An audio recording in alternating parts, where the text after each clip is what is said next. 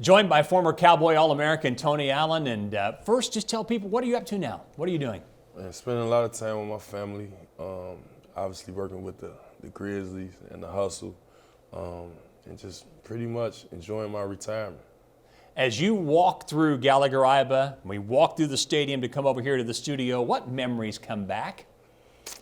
A lot of memories, a lot of times where, Coach, was yelling at me, the individual workouts, study hall, we walked through the football stadium, just the student section, just a lot of OSU, just memories come back. Obviously the shoulder pads and helmet we was talking about, just a lot of just great memories, man. A lot of people like Miss Middlebrook, Amy, the coaching staff, Sean Sutton, Coach Sutton, all that come back to mind when just my first day coming here. When I first came here, I had half of my hair braided and the other half in an afro.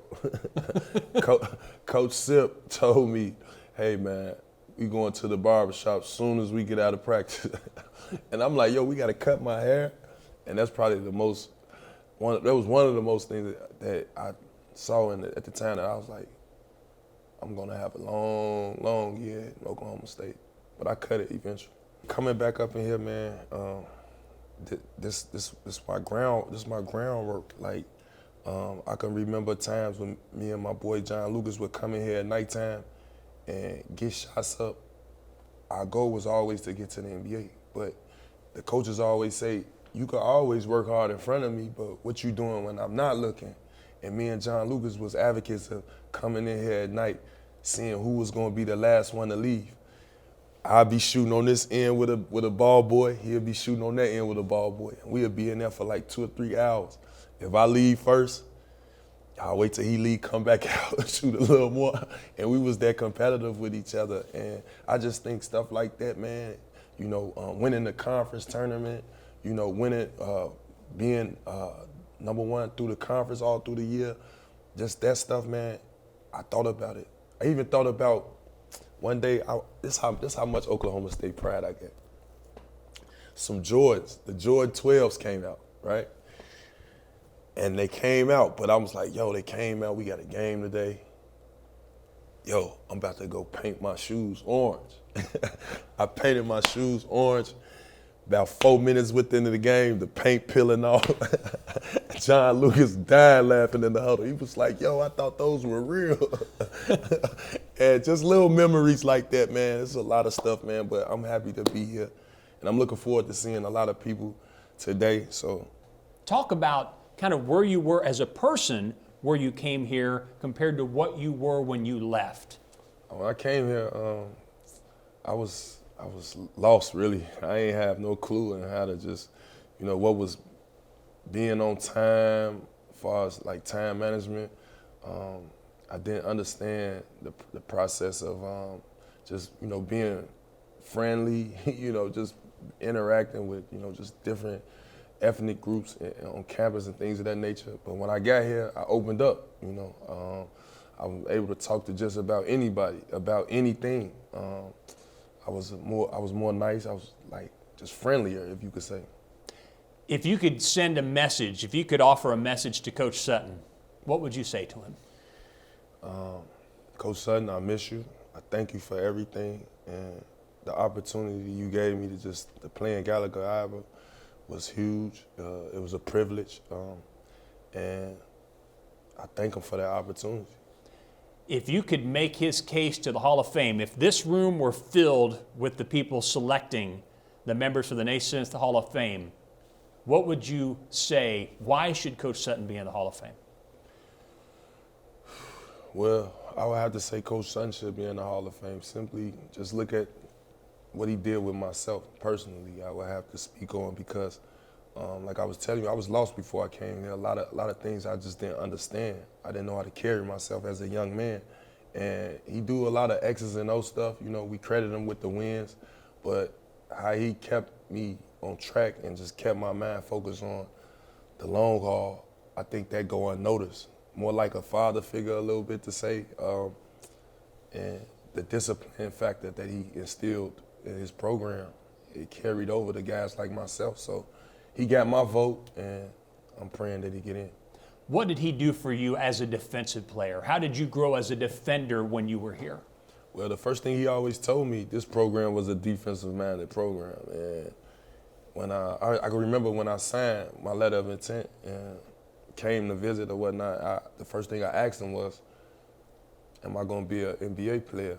And he looked and paused for a second and told me, if you listen to everything that I tell you, I don't see why not. So everything he was telling me, and this why my attention here, I was focusing in. Whether it was an individual workout, I'm going 110%. If you want us to sprint, I'm gonna be the first one in the sprint drills.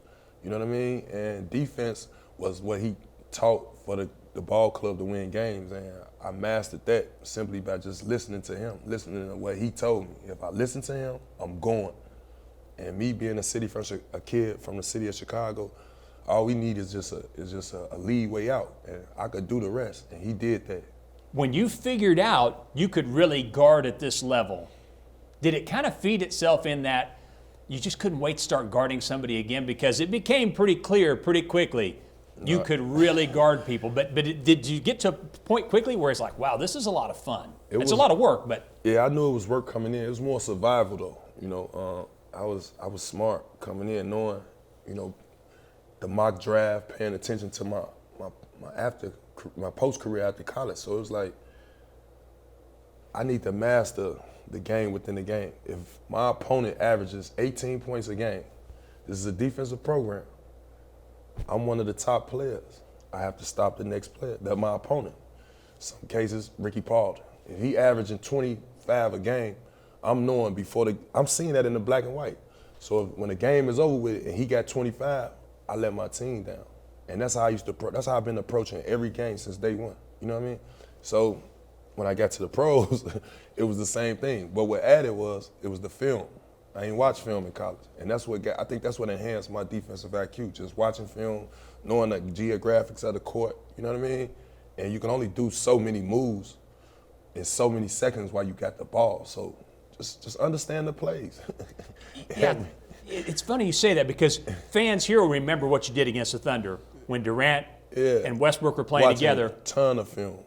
Those guys, Durant, the big time guy, I'm watching film the day before, when I wake up, the day right before the game, and hell, probably even halftime if they cooking me. Well, the thing is, they run those handoffs, but you'd be in the middle of the handoff. I bust through 'em. That's because of the weight room. You know, I dedicate myself to the weight room. I pride myself in being the most fit, and that helps a lot. When you think about the Final Four team in 04, what is something about that team that was really important that people may not really understand how important it was?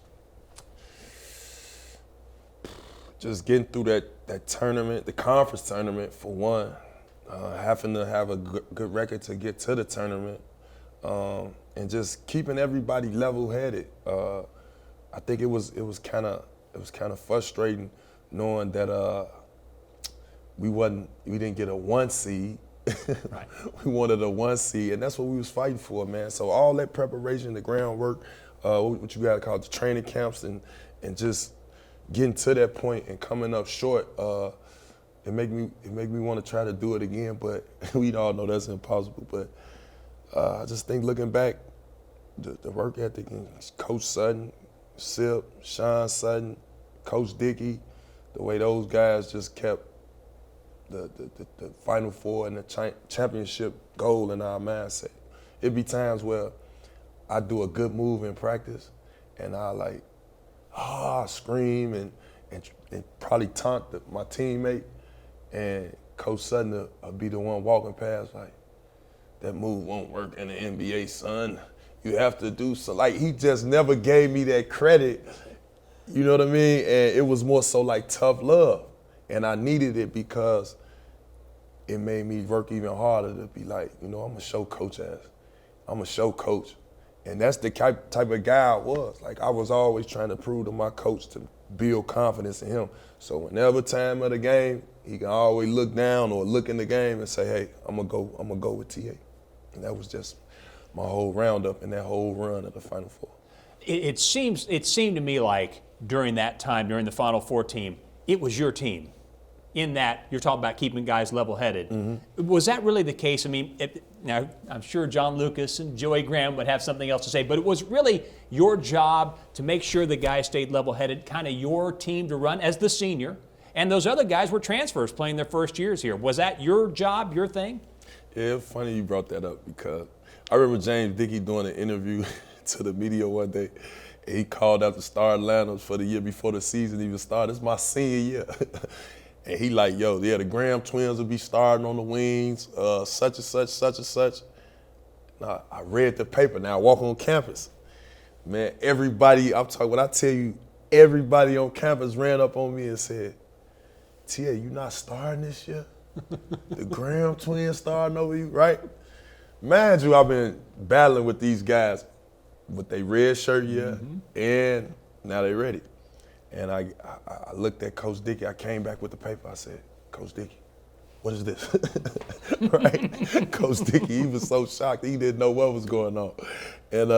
And just to end up like looking at that and him making just an error in conversation, I needed Stevie Graham. I needed those guys to be ready. You know what I mean? Mm-hmm. So that was just the start of that. But each guy, you know, we all had trust in one another. We respected one another. John Lucas came from an unfortunate situation in Baylor, but we embraced him with open arms, like he'd been here the whole time. You see what I'm saying? And we meshed well. So when I say keep the head level, we was trying to keep focus from bringing John Lucas in. You get what I'm saying? Yes. It was a tragedy that happened, and I thought our mental toughness showed by going through all the way to the Final Four. When you think of Kobe Bryant, what comes to mind? I just told somebody this yesterday. He said I was the best player that ever guarded him, right? Mm-hmm. But I think he probably the only player that ever put me in a position to where I had to actually go back to the drawing board and figure out how is he doing this. I watched like majority of my film that I watched was on this player. You get what I'm saying? Mm-hmm. And for him to say that, I felt like, you know, he pretty much dominated each time we played. I had some good games, but I don't know which Tony Allen he was talking about. You know what I mean? I played in Memphis, I played in Boston. So I just want to know which one it was. Obviously, it was a tragedy. You know, anytime you lose your kids, I mean, just the incident itself is just it's kind of bad, but like I was shortened of an opportunity to have a friend. You know what I mean? Possibly a business partnership. You know, we talk about this defense stuff. You know, and what I plan on doing is trying to start that same type of skills academy on the defensive side of things. You know, with helping guys getting through ball screens, coming off pin downs. You know what I mean? How to, you know, shoot the gap, you know, things of that nature. I thought about implementing that with him, and now that this happened, I don't get that opportunity. So it's kind of tough, man. And you know, I was looking forward to possibly drinking a glass of wine, having a cigar with him, and just, you know, teasing him about the 08 championship. He teasing me about the 10. You know, it's just unfortunate, really.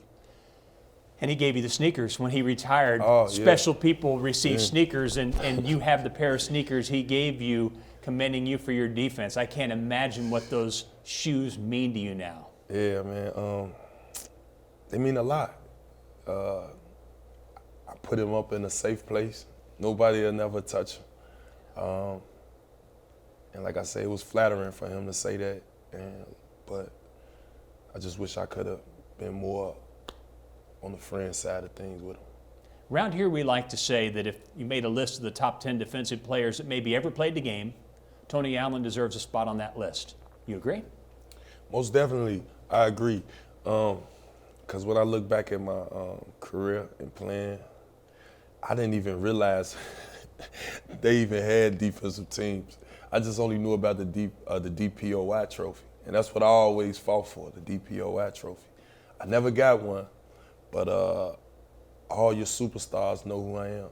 You know what I mean? So the respect level is there, and if they don't say that, I know for sure Kobe and KD, they know who I am. You know what I mean?